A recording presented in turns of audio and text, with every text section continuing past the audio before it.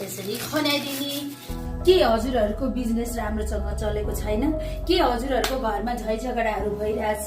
के हजुरहरूको घरमा सानो सानो बच्चाहरूलाई सन्चो नहुने, उनीहरूले हजुरले भने जस्तो उनीहरू नमान्ने, नपढ्ने, दुःख दिने यस्तो भइरहेछ? हजुरहरूलाई चाहिँ कसो गर्यो भने पिस होला त भन्ने हजुरलाई सोच्नु भएको छ भने आज मैले एउटा रेमेडी लिएर आएको छु। यस्तो सजिलो उपाय जसले पनि आफ्नो घरमा अफिसमा गर्न सक्नुहुन्छ त्यो लिएर आएको छु। म आज हजुरहरूलाई देखाउँछु है त।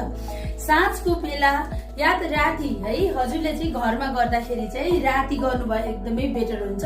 हजुरको किचनमा खानासाना खाइसकेपछि अलिकति किचनको भुइँलाई मजाले पुसिसकेपछि यो कालो कपडा है, यो कालो कपडालाई हजुरले मजाले भुइँमा राख्ने। म हजुरलाई देखाउँछु 1 मिटर जति कालो कपडा लिएर आउने।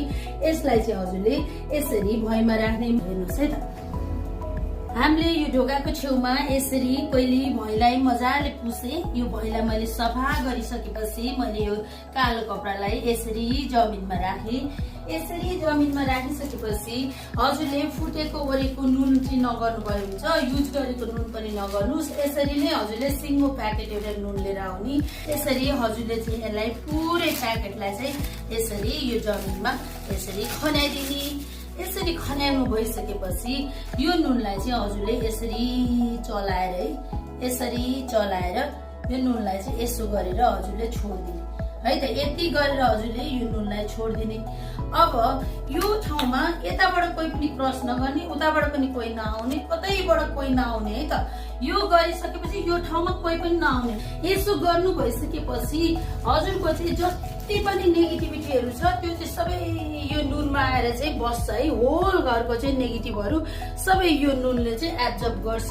त्यही भएर भोलिपल्ट बिहान भएपछि हजुर आएर चाहिँ यसलाई मजाले सर्लक्क, अब म हजुरको अहिले गरेर हजुरहरूलाई देखाउन लाएर हो, रातभर म छोड्छु, पछि फेरि अर्को। अहिले चाहिँ हजुरहरूलाई यो देखाउनलाई भएकोले म अब कसरी उठाउने भनेर भन्दैछु है। यसलाई हजुरले यसरी सर्लक्क उठाउने। यसरी सर्लक्क उठाउँदै हजुरले तलबाट हजुरले कपडाहरू या एउटा कुनै अर्को कुनै पेपरहरू पनि राख्न सक्नुहुन्छ। किनभने यसरी यो नुन चाहिँ तल झर्यो भने त्यति राम्रो मान्दैन। हजुरले चाहिँ यसलाई झरिहाल्यो भने पनि यसरी सोरेर सबै यसैमा हालिदिने है त। यसरी हालिदिइसक्नु भएपछि यो कपडालाई फेरि एउटा हजुरले प्लास्टिकमा राख्ने। प्लास्टिकमा राखेर पर लगेर है, हजुरको घर छेउमा होइन कि अलिक पररै लगेर हजुरले चाहिँ कहीँ न कहीँ खाली ठाउँतिर लगेर यसलाई फालिदिने। यो विधि गरेपछि हजुरको अफिसमा पनि मजाले काम हजुरको फटाफट हुँदै जान्छ। हजुरको घरमा पनि एकदमै शान्ति हुन्छ। हजुरहरूको सानो सानो कुरामा झै झगडा हुन्छ भने त्यो पनि हजुरको शान्ति हुन्छ।